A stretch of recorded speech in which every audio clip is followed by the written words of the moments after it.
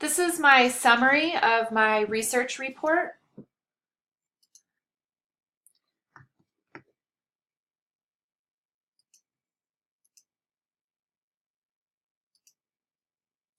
Supporting early literacy, integrating iPads into the early childhood education.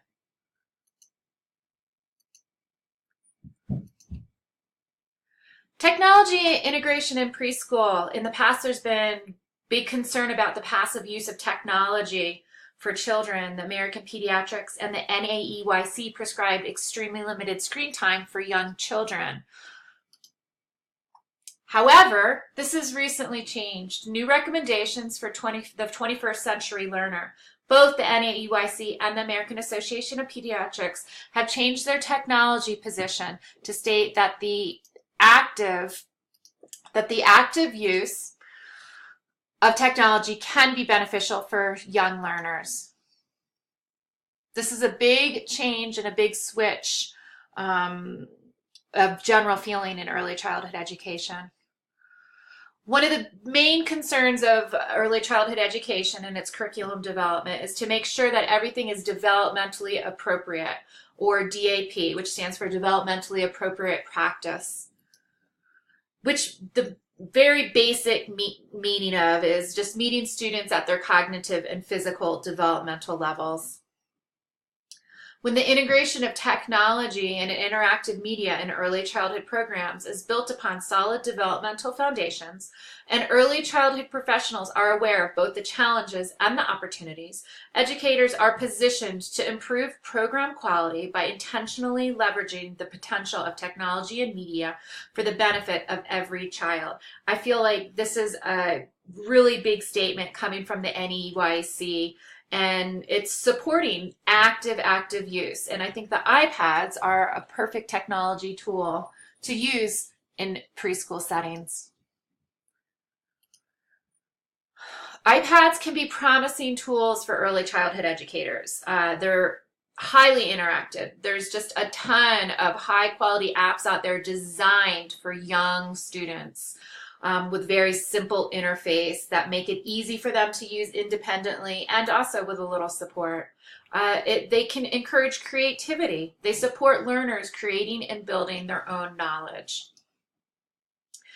Using iPads to support literacy development. This is a really easy way to support literacy development in all centers. Goodman described the roots of literacy as the process of making meaning through reading, writing, and communicating. Interestingly, children can use communicative processes of reading, writing, listening, and speaking with an iPad. The features of the iPad, which can provide platforms for children's emerging understanding of literacy, allow for multiple contexts for the use of the communicative processes. All of this fits into all the traditional centers you find in a preschool classroom. iPads are easily integrated into all of these centers. In the Science Center,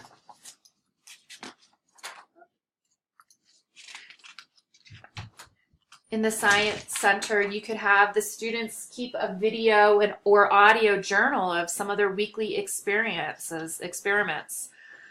In the Block Center, you could have the students take a picture of their block structure and write a description with support, or do an audio or video. You could print these off and include it in a Block Center idea notebook. This would inspire the students with their building skills, but also expose them to writing concepts and environmental print, which is all the basis of early literacy development. In the dramatic play area, you could have the students create a play scenario to film and create a short movie. This could be highlighted as student storytelling, and teachers could even give students a general theme or characters to help them create their story or movie. In the Art Center, students could create images on the iPad to narrate or take pictures and describe their process in creating their art. And finally, together as a class, group books could be created, allowing the students to take pictures or create pictures on the iPad and then narrate with either audio or video.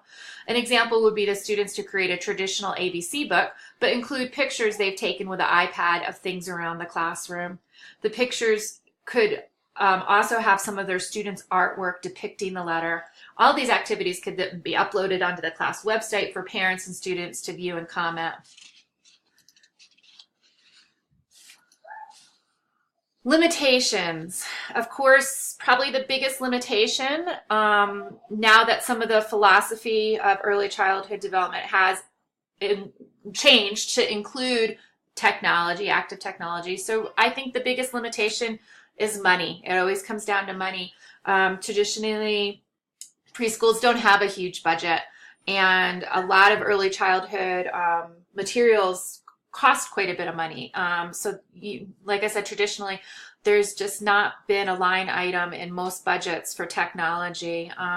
So it would have to be very intentional that it would be part of the budget, and you'd have to have the money to get iPads and ultimately really a smart board too.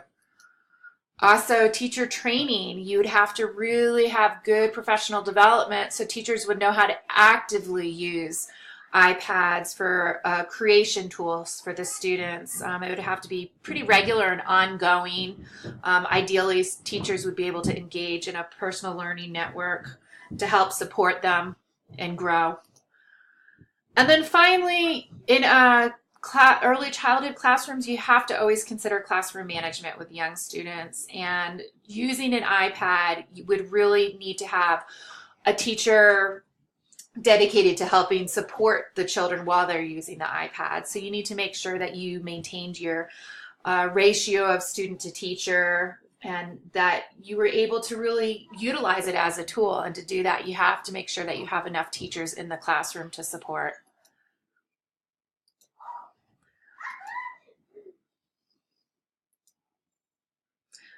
Finally, the basic premise is that iPads are an ideal way to support early 21st century learning in our students in preschool.